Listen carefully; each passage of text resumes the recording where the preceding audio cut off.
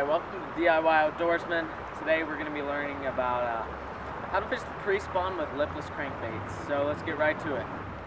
So, different types of lipless crankbaits. There's a lot of variation on the different types of lipless crankbaits, but the main ones imitate. There's this little red one right here. This one imitates a crawfish, slow-moving crawfish. I was just fishing with this one, but this one imitates more of a shad pattern, if you can see that, and that tears them up just as well. This is another shad pattern. So, I mean, that's just a couple examples of the lipless crankbaits that you'll, the basic ones that you'll be using.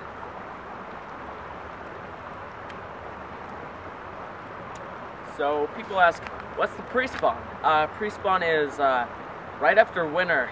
These bass are lethargic, and right when the ice melts, they don't want to eat, and so you're going to be using real small, just slow-moving, just little dinky baits.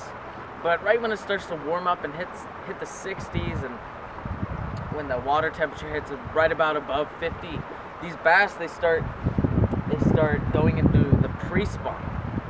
These bass are moving from deep down, way down in the lakes and ponds, just way down, and they're moving towards their beds, which they're gonna spawn a little later on in the spring.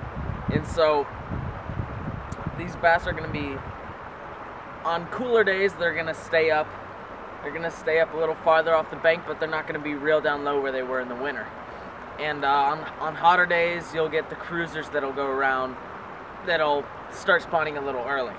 So that's basically what the pre-spawn is. Alright guys, so this is how you work the bait. You just get good solid cast out there. And for those hotter days, you're just going to want to really crank on it, and then just work your rod tip just like that. Just work it. And then you just reel it, and then work it. What that's going to do is it's going to bounce off of rocks, and it's going to give it a real erratic motion. And then when you reel it, it's just going to be like it's just going. And that'll really trigger those bass to bite that on hotter days, because they're going to be real aggressive. So on colder days, what you're going to want to do, also, get a nice solid cast. And then you're going to want to let it soak, and depending on how deep your water is, you're just going to want to take off a little more line. And so you just let it soak, let those fish get used to it. On those colder days, that's key. And then you're just going to want to take it across the bottom. Just let that bait just really imitate that crawfish. You're just real sluggish. And then you can just, if you want to, you can just tap that rod tip, just like that. That'll just make it move a little more, less erratic.